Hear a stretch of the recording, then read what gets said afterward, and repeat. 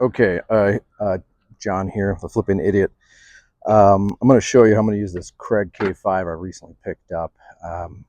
It was a thrift find as part of my series about finding bargain tools in thrift stores or used tools for if you're on a budget.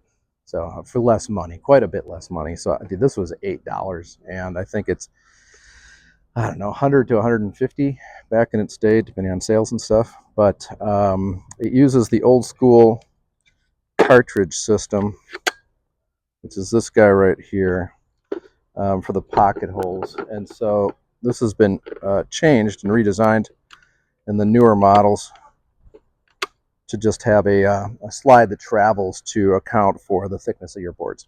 The reason I'm using this today is that I'm using it for plumbing. I need to attach some 2x4s. I'm going to come in from the back side of the wall in a bathroom remodel. And so I need to put everything. I need to put the drain. So this is a PEX drop ear, and it's going to go about like that and get attached. But the trick is I need to fit it in between some 2x4s. And so I'm going to put pocket screws in the back, probably 3, I don't know, about 4. But I'm going to set it up in here to put the screws in. Actually, I have to go the other way. So I can put in here, put the screws in so that I can slide it in and set it up with my ear into position, and then I can just run the screws into place. For that, I'm going to use a high-speed drill. All my accessories are in here in the cabinet, and I've got some Kreg 2.5-inch screws. So for 2x4, so 1.5-inch thick material, you're going to want to use the 2.5-inch fasteners. So let's get started, and I'll show you how I set this up. Okay, first things first, you set this to the height that you need. So there's some white lines here. You set them up with the top edge, and then it snaps in place. Oops, lost my stock.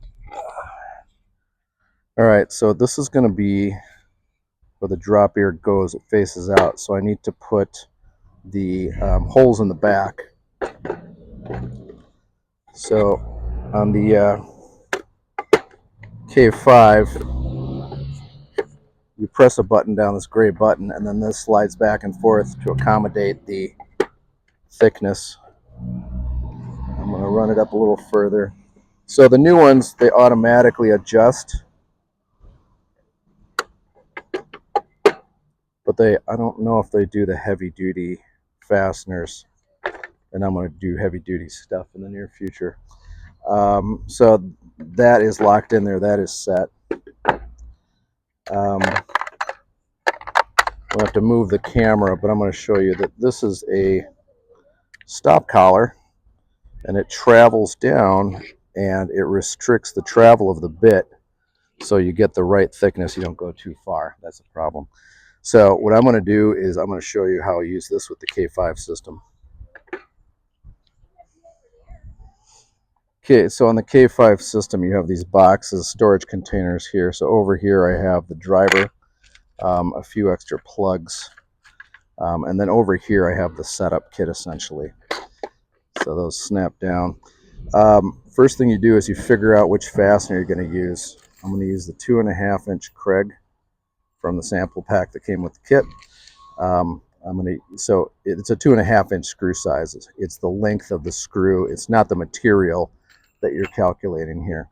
So you put that there, drop it into any hole, and you're going to see it doesn't quite, the shoulders of the bit aren't landing on the sides here. And so what I need to do is take my Allen key, and so here's a stop collar.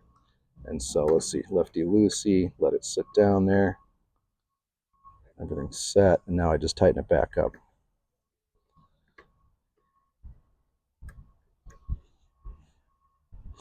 So there it is. That's set. Pull that out. Put that guy away. Put that guy away. Park that. And then I just pull out my 2.5-inch fasteners.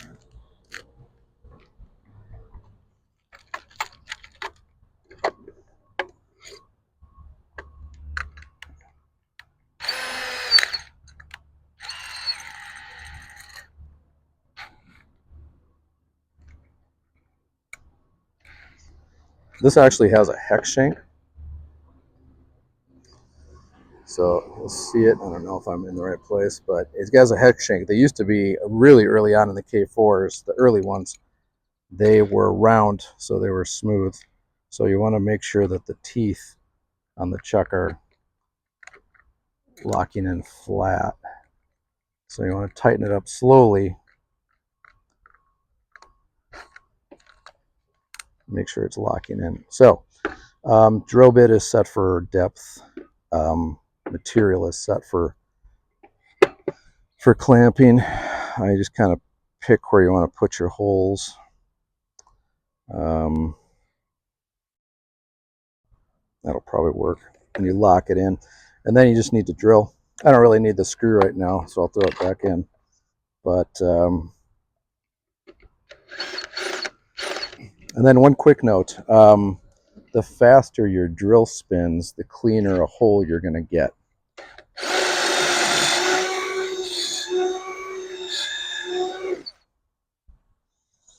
So just like that, got a pocket hole, and now just going to want to tap out your dust. There's a hole in there, so you just want to kind of find it with the screw. So yeah, now you're just ready to run it in, and probably 3 across here just to be safe. So boom, boom, boom. I'll do the same thing over here, and it's just as quick as setting up the drill bit.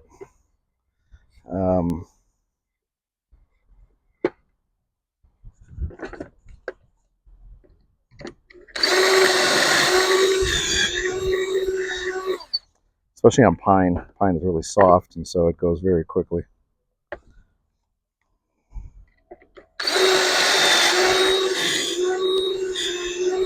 So there's 2 more holes, just that quick.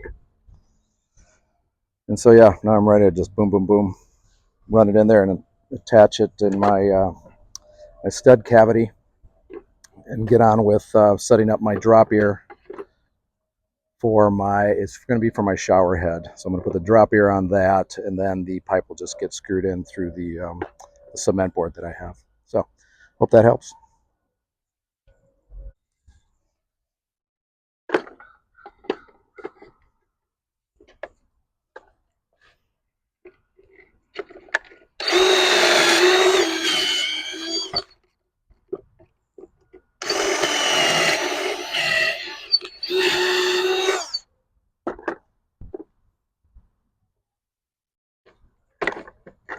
Oops.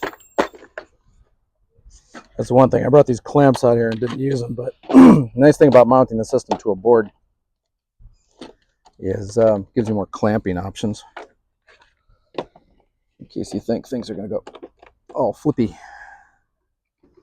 Last one.